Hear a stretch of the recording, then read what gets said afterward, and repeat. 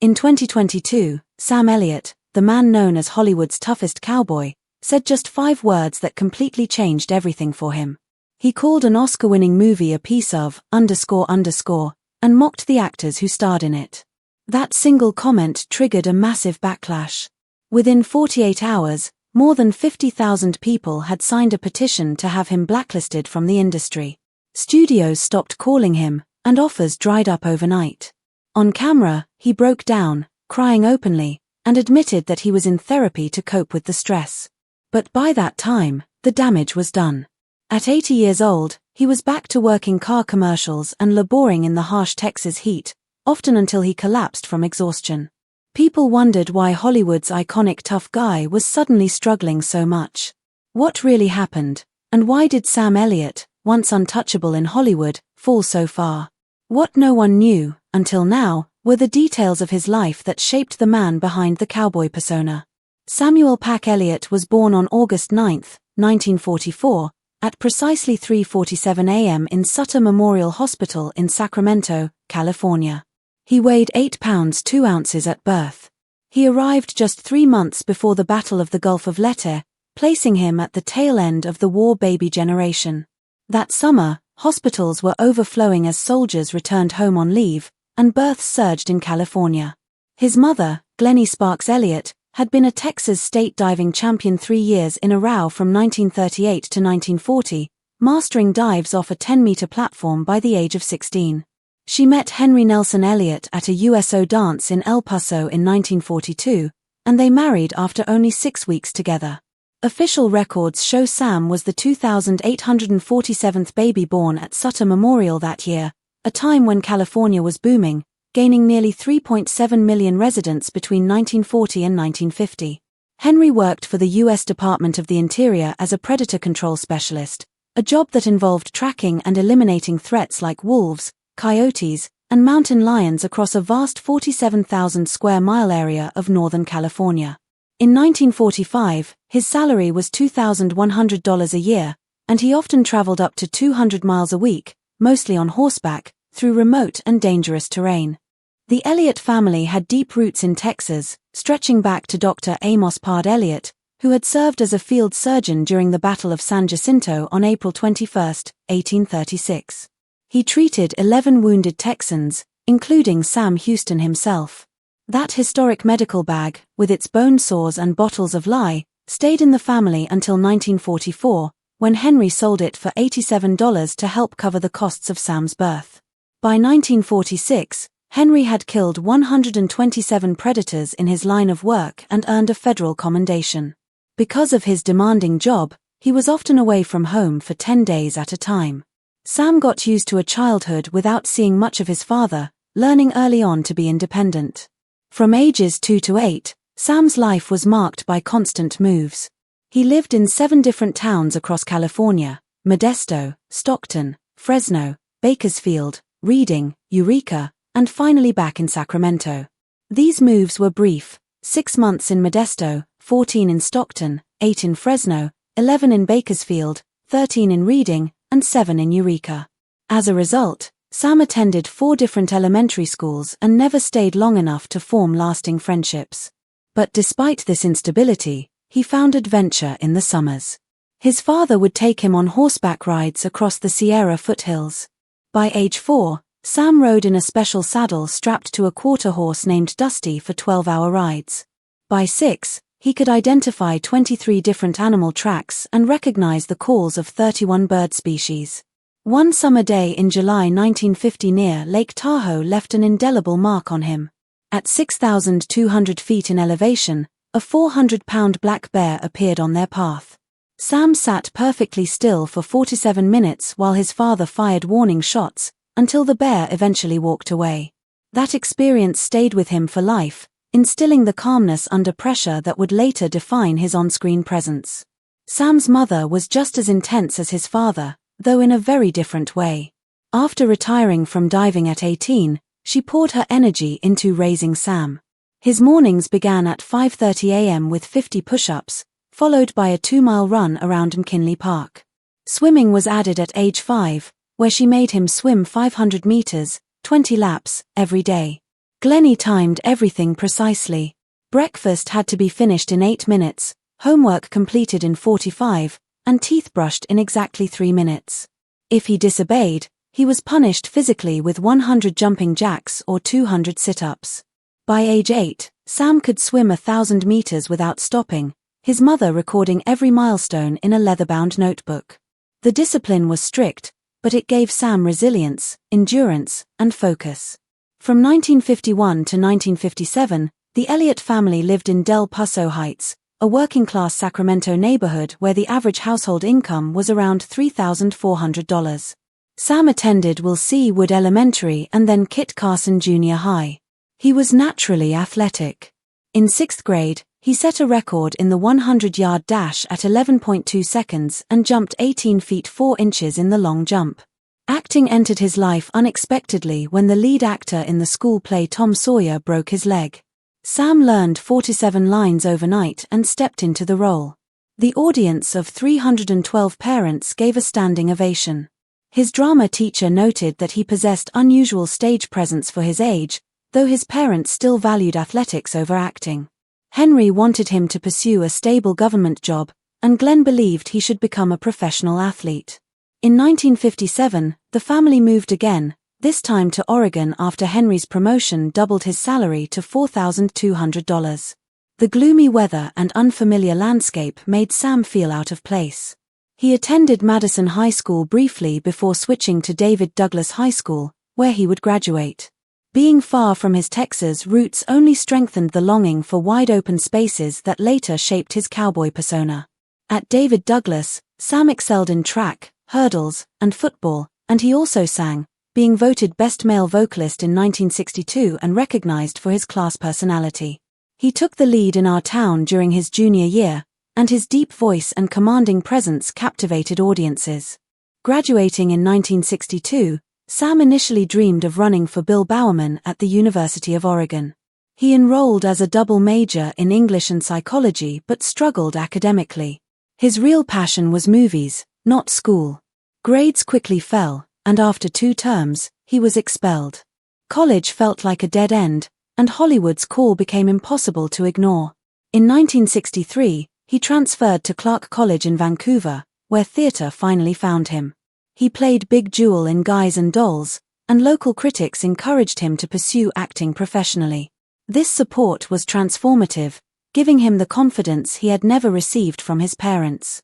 He stayed active in sports and social events, even being crowned King Cupid at the 1965 Valentine's Ball, finishing with a 2-year associate degree, the first time he completed any higher education.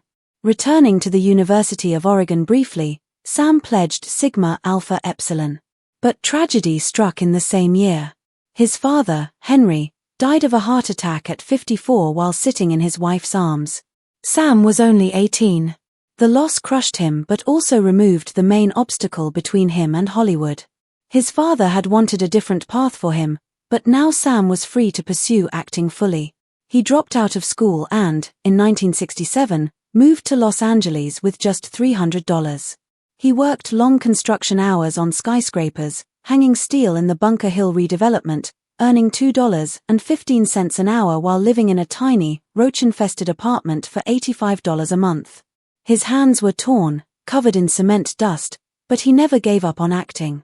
He enrolled in classes at the Pasadena Playhouse but often struggled, falling asleep during scenes from exhaustion. His roommate later admitted Sam cried himself to sleep more than once, wondering if his father had been right. A turning point came in 1968 when he joined the California Air National Guard in the 146th Airlift Wing. This experience wasn't about flying planes, it was about networking. Major Robert Sterling, his commanding officer, had been an actor and introduced Sam to people in the industry. Fellow guardsman Tommy Lee Jones became a close friend, helping him navigate the early Hollywood landscape. Sam studied acting between flights, kept the planes running, and lived off $63 a month. His film debut in 1967 was small but significant. The Way West gave him a single line, which he forgot 3 times during filming. Kirk Douglas took him aside and told him, "You've got the look, kid, but learn your lines." He earned $55 and appeared on screen for only 18 seconds, while the film lost $2.8 million. Sam kept the call sheet anyway, learning from the experience. 8 months later, still struggling, he returned briefly to construction work. Then, in 1969, came a small role in the television series Gunsmoke, a single episode, 4 lines, playing a ranch hand. Despite the slow start, Sam Elliott's early life, filled with discipline, hardship, adventure, and personal loss, forged the resilience, independence, and calm under pressure that would later define him on screen. From the mountains of California to the stages of Vancouver, through heartbreak and manual labor, he slowly carved a path toward the iconic cowboy persona that the world would one day recognize. His journey was never easy, and even the simplest choices like summer rides with his father or early morning push-ups with his mother built the foundation for a career defined not by luck, but by relentless perseverance, unshakable focus, and a passion for authenticity that would make him one of the most recognizable faces in Hollywood. Sam Elliott was relentless in pursuing his acting career, keeping track of every opportunity and rejection in what he called his rejection diary. That year alone, he recorded 347 auditions, marking every single disappointment and near miss. When he appeared on Bonanza, the producers told him to shave his mustache. He refused. That mustache would go on to become his signature look. He earned $350 for the episode, but James Arris barely noticed him, and his best scene was cut during editing. Still, the episode aired, and for Sam, that small victory was enough to keep going. In 1972, he landed his first lead role in a horror movie called Frogs, which was about killer amphibians. The film paid him $7,500, which was a lot for him at the time, but it nearly broke him. He faced dangerous conditions on set, getting bitten by a water moccasin, driving himself to the location, and wearing his own clothes because he could not afford costumes. Critics hated the film, and Roger Ebert called his performance wooden beyond belief. The movie earned just $850,000 at the box office, and his agent dropped him soon after. At 28, Sam Elliott was humiliated, broke, and on the edge of quitting. Only his wife, Catherine, truly believed he had more to offer. Back in 1969, a young 24-year-old Sam appeared for just 4 to 7 seconds as a background butterfly in Butch Cassidy and the Sundance Kid. It was an uncredited role, so easy to miss that few remembered it. Yet, years later, he realized something incredible had happened during that tiny scene. At the same time, Catherine Ross, who played a major role in the film, was filming her own scenes on another soundstage just a few feet away. On March 18, they had lunch at the studio commissary, sitting only 20 feet apart without speaking or even noticing each other. They had no idea that their lives would eventually intersect. Originally, Sam was supposed to have a longer scene with Ross, but it was cut in editing, delaying their eventual meeting by nearly a decade. Sam later referred to it as fate's most expensive joke. From 1970 to 1971, Sam appeared in 4 episodes of The Mod Squad as Deputy Wade Preston, earning $750 per episode at a time when the average American salary was just over $6,100. However, he quickly realized he was being typecast. Over 6 months, he received 23 similar offers to play lawmen or deputies, and casting directors began requesting the Sam Elliott type. Universal Studios even offered him a 3-year deal worth $45,000 to continue playing similar roles. Sam refused. Instead, he took a construction job in Malibu for $200 a week. In an interview with TV Guide, he said, "I'd rather pour concrete than play another deputy who says yes, sheriff for the rest of my career." That decision nearly emptied his bank account, but it ultimately saved his future. Everything changed in 1976 with the film Lifeguard. At 32, the same age as the character he played, Sam had to stay in peak physical condition, working out 4 hours a day for 3 months before filming began. The story followed a man struggling with the passing of time, and Sam's performance struck a chord with audiences. During one scene, he silently stared at his own weathered hands, going off script on the 23rd take. The rawness of that moment, including a scene where he broke down crying while applying sunscreen, caught viewers off guard. The film only earned $3.2 million, but within 48 hours of its Los Angeles premiere, Sam's agent received 127 new calls from industry professionals. Critics praised him for showing vulnerability and breaking past cowboy clichés, and that role directly led to his casting in A Star is Born. In 1978, Sam's deep, gravelly voice opened another door. He was hired for the Coors Beer Silver Bullet campaign, earning $50,000 per 30-second spot, a sum that exceeded the cost of the average American home at the time. Over 14 months, he earned about $650,000 from the campaign, more than he had made in his entire acting career up to that point. He usually nailed each recording in a single take, recording at a studio in Denver. Coors offered him a full-time contract of $75,000 per year to become their in-house voice, even inviting him to tour the breweries and consider relocating to Golden, Colorado. Sam came close to accepting, admitting later, "I was so broke and tired of struggling that a steady paycheck at a beer company seemed like heaven." Yet he chose to stay in Hollywood, and the commercials made his voice part of American pop culture. That same year, he landed a role in the horror film The Legacy, filmed in England. Sam stayed completely in character throughout the 6-week shoot, even during meals, interrogating crew members about hauntings and refusing to break from his paranoid persona. During a stunt where his character was supposed to injure his hand, he used a real knife and cut his palm. His co-star, Catherine Ross, initially thought he was overdoing it, but when he appeared at her hotel at 2 a.m., talking about protecting her from a curse, she realized his dedication. That marked the beginning of their real-life relationship. In 1985, while on their honeymoon in Hawaii, director Peter Bogdanovic called about the film Mask. Ross encouraged Sam to take the role, which was originally written as a generic biker character. Sam helped shape it into a more layered figure, spending 3 days with the Hells Angels in Oakland to prepare. The risk paid off. He received his first Golden Globe nomination and earned $300,000, which allowed them to purchase their Malibu ranch. Motorcycle clubs even invited him to rallies after the film's release. When he married Ross in May 1984, her life was complicated. She was finalizing a messy divorce, facing $50,000 monthly alimony demands, and dealing with public scrutiny of her alleged mood swings. The tabloids were relentless. Despite the chaos, Sam's dedication to his craft and their relationship helped him navigate both professional and personal challenges, solidifying his reputation as a committed actor willing to risk everything for authenticity. Sam's early career, filled with near misses, typecasting struggles, and physical danger, built the foundation for the tough but sensitive persona that audiences would come to admire. From small uncredited roles to intense preparation for major films, he steadily carved a niche in Hollywood that was uniquely his own. His persistence, discipline, and refusal to compromise on authenticity made him not just a recognizable actor, but an icon whose voice, look, and presence would resonate across generations. Sam Elliott's personal life was never without challenges, and even his marriage faced intense scrutiny. When he and Catherine Ross got married, the National Enquirer went so far as to pay for dirt on them, prompting the couple to hire private security for their wedding. Only 12 guests attended. Their honeymoon, which was meant to be secret, was discovered by paparazzi just 3 days later. The divorce between Ross and her previous husband wasn't finalized until August, technically making their marriage legally questionable for a few months.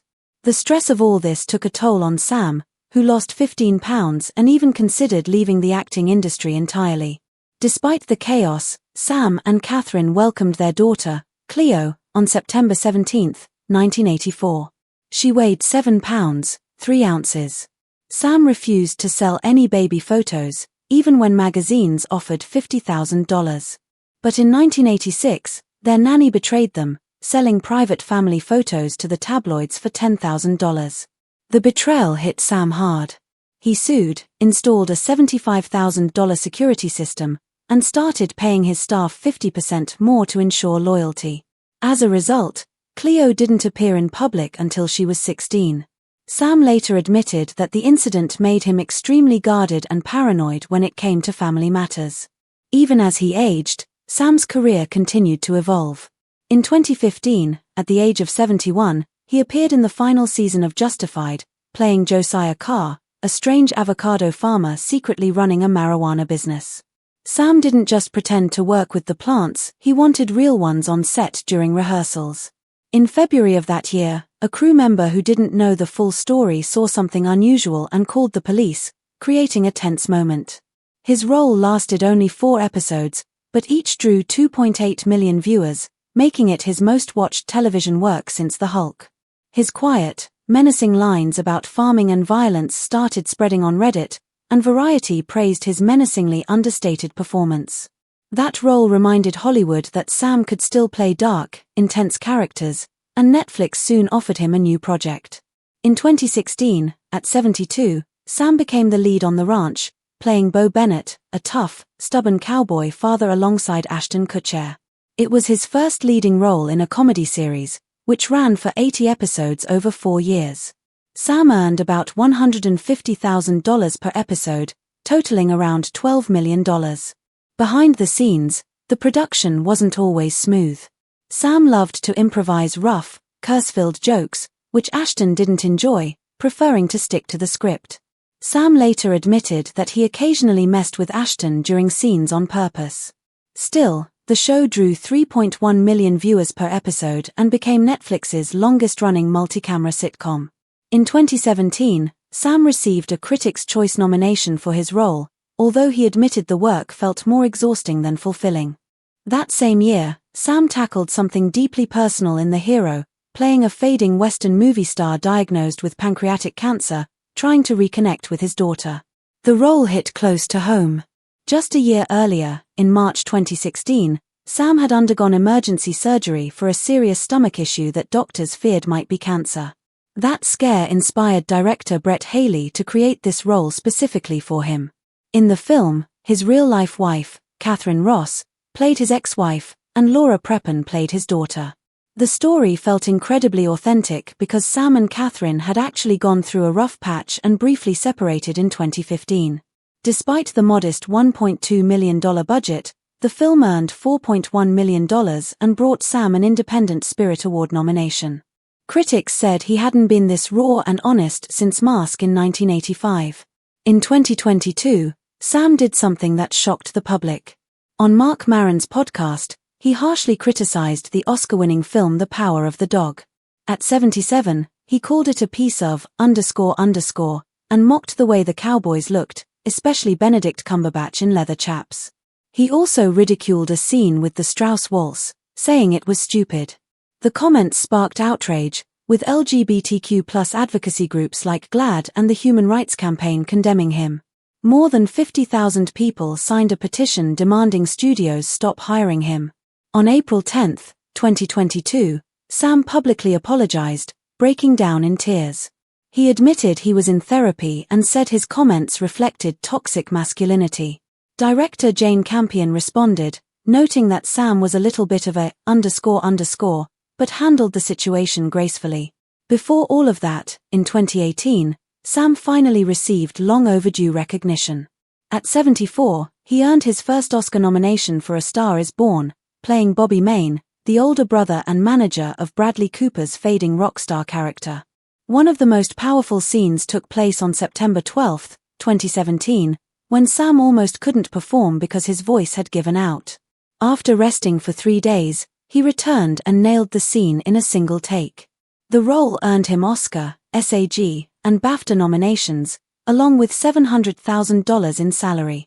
He narrowly lost the Oscar to Mahershala Ali for Green Book.